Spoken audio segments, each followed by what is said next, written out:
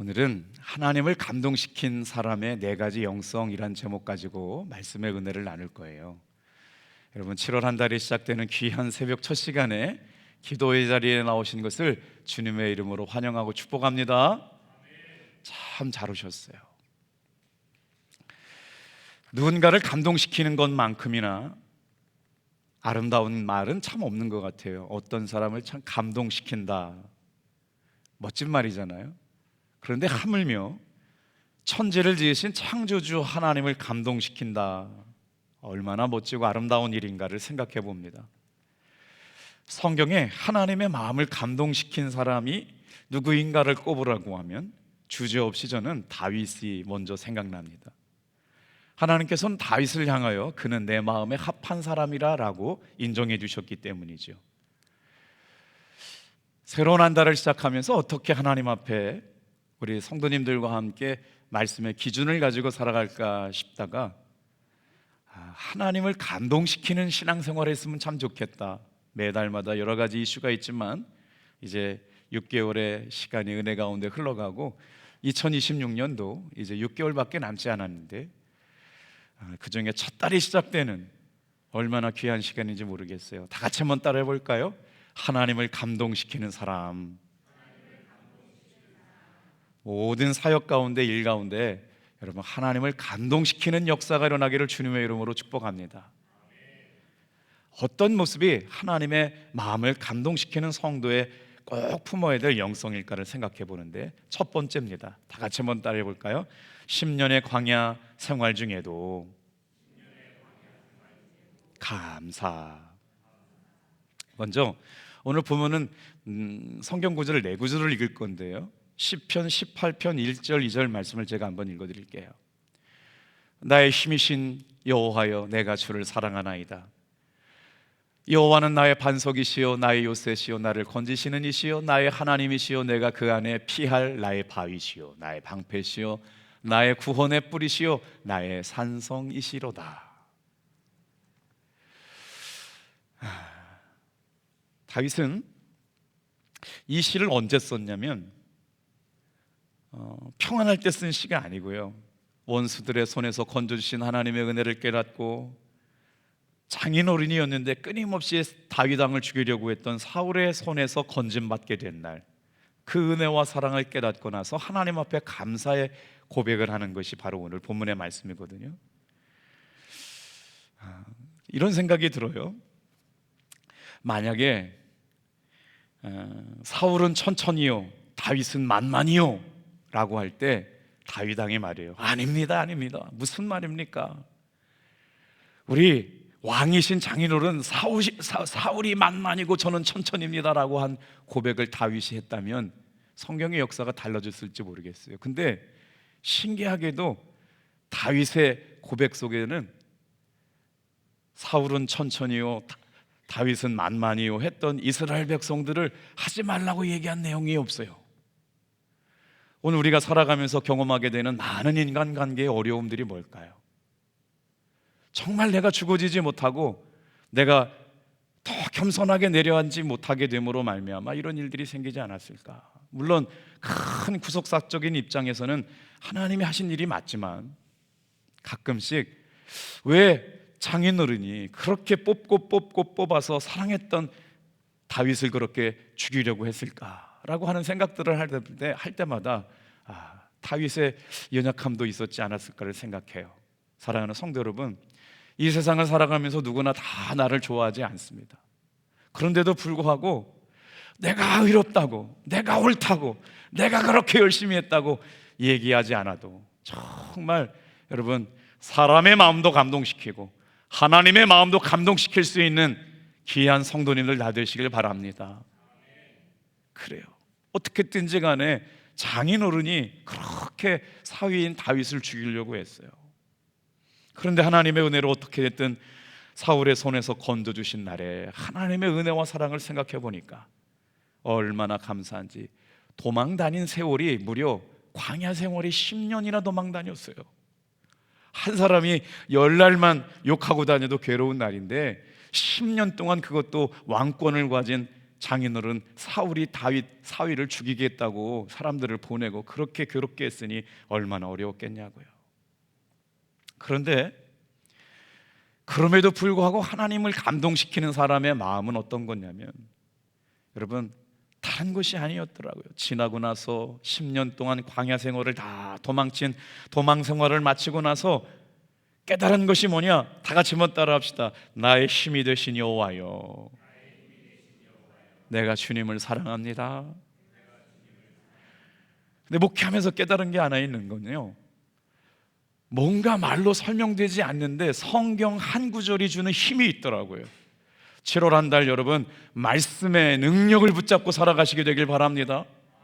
그런데 이런 고백들은 나의 힘이 되신 여호와여, 내가 주님을 사랑합니다 고백하면 그때 마음에 힘이 생겨요.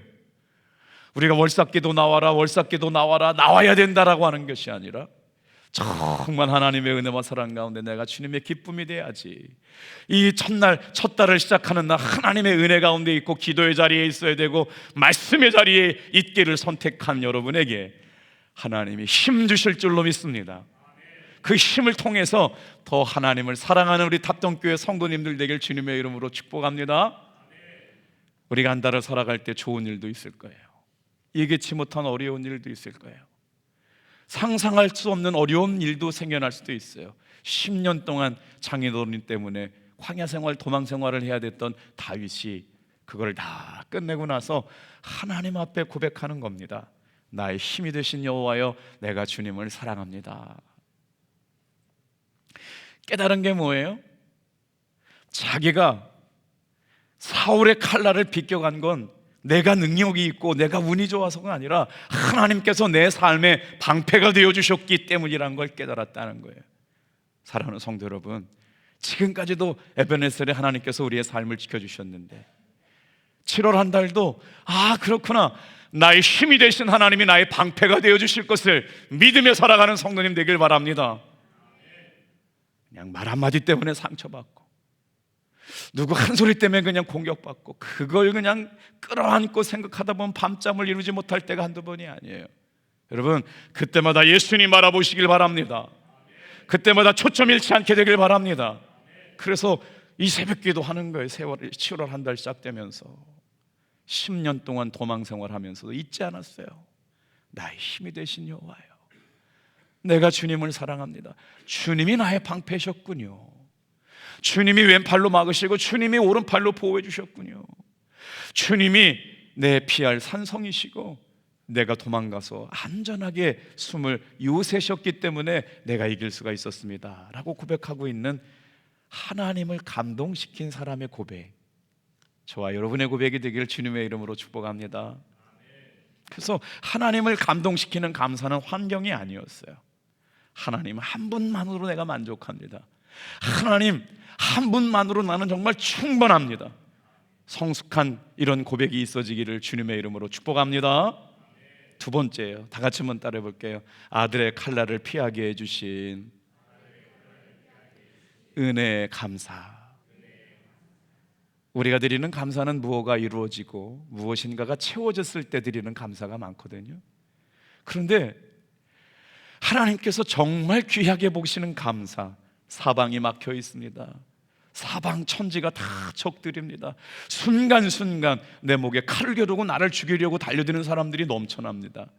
그런데 이거는 어떻게 감사가 넘쳐날 수가 있겠어요? 그때 다윗 왕이 하나님 앞에 드린 고백의 편지가 여러분 시편 23편이에요. 화면이 준비됐네요. 같이 읽어볼게요. 시작. 여호와는 나의 목자시니 내게 부족함이 없으리로다. 내가 사망의 음침한 골짜기를 다닐지라도 해를 두려워하지 않을 것은 주께서 나와 함께 하심이라. 주의 지팡이와 막대기가 나를 안위하시나이다.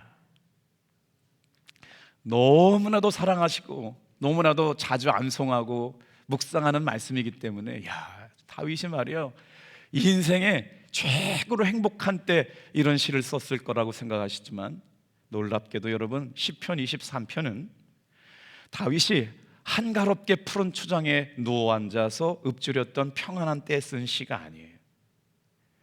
다윗의 인생 가운데 가장 비참했던 순간 기록했던 시였어요. 그때가 언제예요?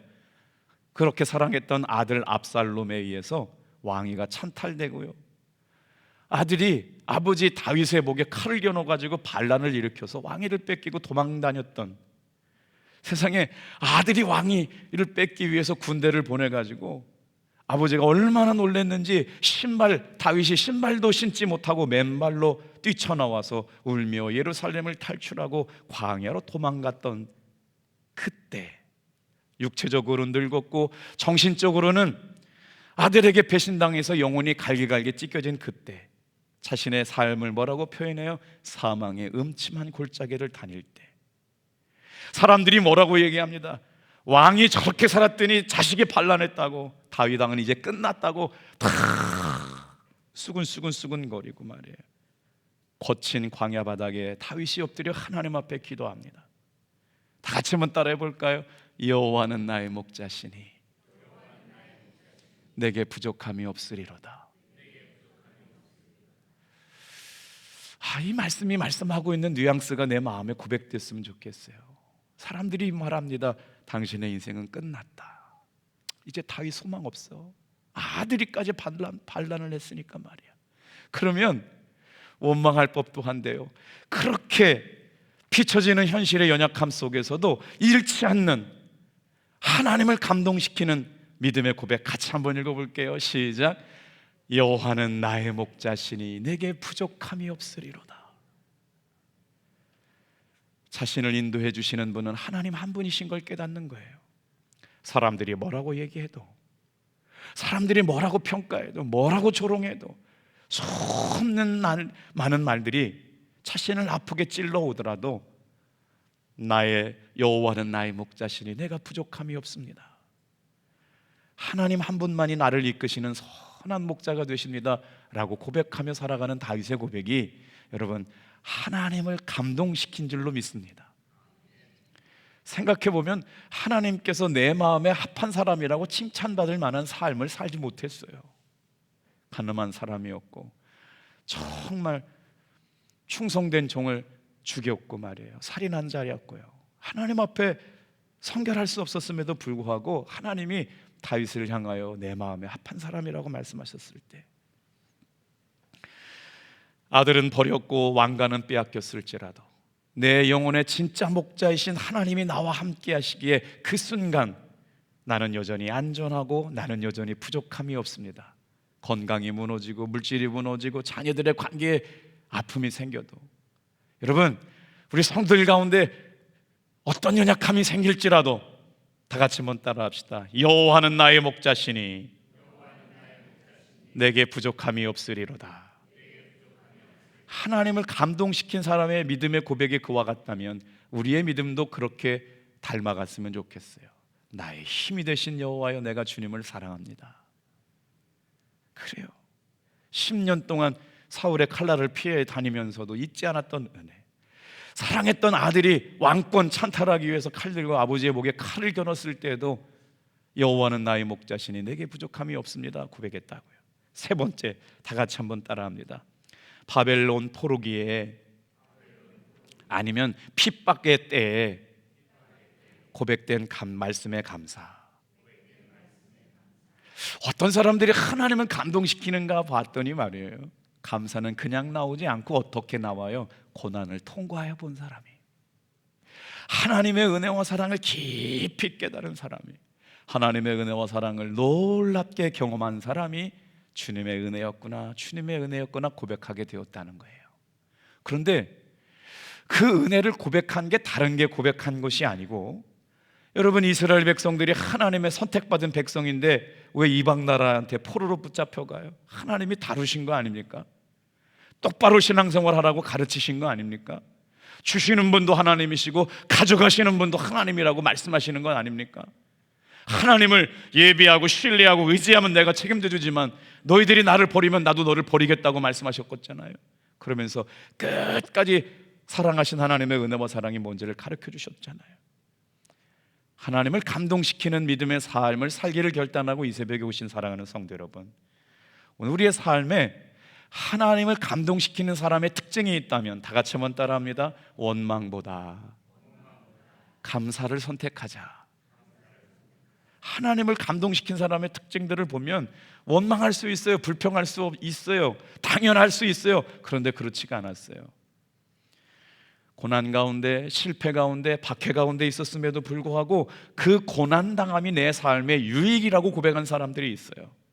그러면서 고난이 아니면 발견할 수 없는 은혜, 이야, 낮추시고 깨뜨리시고 실패하게 하시고 아파하게 하시고 병들게 하시고 죽게 만든 그 순간에 주여, 나는 이 상황을 이길 수가 없는데 하나님의 은혜로 이길 수 있게 되고 나니까 고난당함이 내게 유익이라고 고백해요. 이 고백이 하나님을 감동시켰대요. 자, 시편 119편은 성경 가운데 가장 긴 장절이 있거든요. 그 중에 한 중간쯤에 있는 71절, 72절 말씀을 같이 한번 읽어봐요. 시작. 고난 당한 것이 내게 유익이라. 이로 말미암아 내가 주의 율례들을 배우게 되었나이다. 주의 입의 법이 내게는 천천 금은보다 좋으니이다. 여러분, 진짜 이 말씀이 이해가 됐어요? 고난 당하는 게 유익이 돼요? 고난 당하면 아프죠, 힘들죠, 눈물 나죠, 견디기 어렵죠. 그런데 지금 뭐라고 고백하는 거예요? 하나님을 감동시킨 사람들의 믿음의 고백은 뭐였냐면요, 내게 고난이 있음으로 말미암아 진리를 발견했다는 거예요. 하나님의 은혜의 말씀을 깨달았다는 거예요. 주의 율례를 배우게 됐다고 고백하고 있는 겁니다.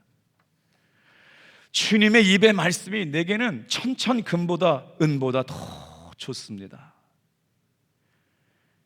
비방과 박해와 고난을 통과하면서 그 고난을 통해서 배우게 된 것이 나의 유익입니다. 고난이 아니었다면, 이 어려운 삶의 문제가 아니었더라면 평생 깨닫지 못했을 말씀의 은혜가 있었어요. 그래서 그것을 뭐라고 말해요? 거대한 전리품, 탈취물보다 더 기뻐하대요. 전쟁에 승리해가지고 거둘 수 있는 탈취물들이 많잖아요. 그런데 그 거대한 탈취물보다, 전리품보다 하나님의 말씀을 깨닫게 되는 것이 내 삶의 가장 귀한 것입니다. 고난을 당할 때 여러분, 고난으로 끝나지 않고 고난 가운데 말씀하시는 주님의 음성을 듣게 되길 바랍니다. 그래서 그 고난을 통과하고 나니까 이것 깨닫게 하시려구나, 이 은혜 알게 하시려고 이렇게 힘들게 하셨구나, 나 하나 내 영혼 구원 하나 하게 하시려고 다 걷어가시고 낮추시고 깨닫게 하시고 몸에 병도 들게 하셨구나. 그때 고난 가운데 말씀을 발견한 거예요. 진리를 깨닫게 된 거예요. 그러면 뭐예요? 하나님을 감동시키는 믿음의 고백이 되는 거예요. 뭐라고요? 고난이 내게 유익이라. 이야, 오늘 똑같은 한 달이 아니라 어떠한 삶의 형편에도 여러분, 하나님 앞에 감사할 수 있는 7월 한 달 되길 주님의 이름으로 축복합니다. 고난 당한 것이 내게 유익이라. 고난의 한복판에서 시인은 놀랍게 역사하고 있어요. 119편 162절 같이 한번 읽어볼게요. 시작. 사람이 많은 탈취물을 얻은 것처럼 나는 주의 말씀을 즐거워하나이다. 전쟁 가운데 탈취물을 얻어가지고 그 전리품 때문에 기뻐한 것이 아니라 고난 가운데 얻게 된 것이 있다는 거예요. 하나님의 말씀을 발견했어요. 진리를 발견했어요. 그것이 즐겁다는 거예요. 7월 한 달 더 풍성한 은혜 가운데 하나님의 진리의 말씀을 발견함으로 말미암아 신앙생활의 기쁨이 더 깊어지시기를 주님의 이름으로 축복합니다. 말씀을 준비하는 가운데 주님께서 말씀 안에서 힘이 되더라고요. 김석기 목사야, 너 초점 맞춰라, 너 예수님께만 집중해라, 그러면 내가 책임질 거야. 사랑하는 성도 여러분, 다른 것에 마음 뺏기지 않게 되길 바랍니다. 누가 뭐라 그래도 우리의 마음의 중심이 예수님의 십자가만 붙잡고 있으면 여러분, 하나님의 능력 있는 도우심의 손길이 저와 여러분을 지키고 인도해 주실 줄로 믿습니다. 고난 당함이 내게 유익이라. 이게 진짜 차원 감사, 차원 높은 감사 아닐까요? 이 고난을 통해서 주님 저에게 가르쳐 주실 말씀이 무엇인가요? 그래요. 고난당하는 건 막을 수가 없잖아요. 그런데 그 고난 가운데 있으면서도 주님이 이 고난을 통해서 내게 말씀해 주실 말씀이 무엇입니까? 씨름하고 씨름하고 찌름하고니까 안 된다, 힘들다, 불가능하다, 끝났다라고 하는 것에서도 고난당함이 내게 유익이라고 말하는 거죠. 오늘 여러분은 고난 중에 감사하고 계신가요? 아니면 지금도 원망과 불평의 화살을 쏘아대고 있는가요? 원망을 멈추고 하나님, 이 고난의 때에 내게 주신 말씀이 무엇입니까? 나를 통해서 가르쳐 주시고 깨닫게 하실 말씀이 무언가 여러분 묵상할 수 있게 되길 바랍니다. 자, 이제 마지막 말씀이에요. 역대상 29장 11절과 14절 다 같이 한번 따라해 볼게요. 인생의 마지막에 깨달은 주권에 대한 감사. 지금 우리가 읽었던 시편 119편만 말고 다른 시편은 다 지금 다윗과 관련된 거거든요. 어떤 다윗이에요? 하나님의 마음을 감동시킨 사람이요. 어떻게 했어요? 놀랍지 않아요? 사울의 칼날을 피하게 하시고 아들의 칼날을 피하게 하시고 환난을 통과하면서 하나님의 진리의 말씀에 즐거움을 깨닫게 하셨는데 이제 진짜 인생의 노년이 찾아왔어요. 누구나도 부인할 수 없는 그때가 우리에게도 다 다가와요. 정말 부인할 수가 없어요. 사랑했던 사람들, 소중했던 사람들이 한 사람 한 사람 내 주변에서 떠나가고 천국 가게 될 때마다 나도 어느든가 나이가 들어가잖아요. 이제 어른들 만나고 나면 이런 말씀하세요. 내년에 다시 올 수 있을 모르겠다는 거예요. 남선교회 연합회에서 강화도 기독교 유적지 갔다 오면서 그 평화의 집 기도회 자리에서 기도했거든요. 근데 신기한 건요, 감리교단이 그걸 줬거든요. 그런데 그 북녘 땅이 바라보이는 가장 최북단에 있는 평화의 기도의 집이어가지고요, 천주교 신부님이 거기 와서 미사 집전하고 개신교 목사님들이 거기 기도하는데 감리교 권사님이 그 건물을 줬다는 거예요. 참 그것도 은혜더라고요. 신기하지요. 오늘 사랑하는 성도 여러분, 그때 갔다 오는데 한 장로님이 그러시는 거예요. 목사님, 내년에 우리가 다시 여기 올 수 있을지 모르겠습니다. 그래서 오늘 이 시간이 얼마나 행복하고 감사한지 모릅니다. 사랑하는 성도 여러분, 오늘 내 인생의 마지막 무대 앞에서 드리고 고백할 것이 있어요. 한번 읽어보고 이제 말씀 마칠게요. 같이 읽어볼게요.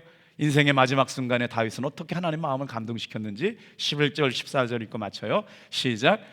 여호와여, 위대하심과 권능과 영광과 승리와 위엄이 다 주께 속하였사오니 천지에 있는 것이 다 주의 것이로소이다. 여호와여, 주권도 주께 속하였사오니 주는 높으사 만물의 머리심이니이다. 나와 내 백성이 무엇이기에 이처럼 즐거운 마음으로 드릴 힘이 있었나이까. 모든 것이 주께로부터 말미암아 싸우니 우리가 주의 손에서 받은 것으로 주께 드렸을 뿐이니이다. 이 말씀이 언제 주신 말씀이냐면요, 이런 말씀이에요. 다윗이 전쟁의 신처럼 막 다 가는 데마다 승리했잖아요. 금도 뺏어오고 은도 뺏어와가지고 다윗의 마음의 소원은 뭐냐면 죽기 전에 하나님의 성전을 봉헌하는 건데요, 하나님께서 말씀하셨어요. 다윗아, 역대상 22장 말씀에 너는 피를 많이 흘렸기 때문에 네 손가락, 같이 한번 읽어볼게요. 피를 많이 흘렸기 때문에 네가 드려지는 건축 가지고는 내가 받을 수가 없다. 하나님의 거룩한 성전에 사람의 피를 묻혀진 손 가지고는 봉헌할 수가 없기 때문에 너의 아들을 통해서 나의 성전을 짓게 할 것이다. 그때 이게 지금 다윗이 고백한 고백이에요. 다윗의 인생의 마지막 무대, 평생 하나님 앞에 성전 봉헌하기 위해서 수많은 금과 은과 엄청난 자재들을 준비해 놨지만 하나님께서는 네 손을 통해서 성전 짓기를 원치 않으신다는 거예요. 그런데 뭐라고 그래요? 내 이름이 드러나지 않아도 오직 하나님 앞에 내가 가진 재물, 건강, 자녀, 사역의 열매까지 다 주님의 은혜입니다. 주님의 주권을 인정하고 있는 그 믿음의 고백을 보시고 하나님께서 기뻐하셨다. 오늘 7월 한 달 사랑하는 성도 여러분, 저와 여러분의 삶에 오직 하나님의 주권만 높여드리는 여러분 되길 주님의 이름으로 축복합니다. 한 달 동안 어떻게 하나님을 감동시킬까, 그거 하나에만 집중할 수 있는 성도님들 되길 축복합니다. 기도하겠어요.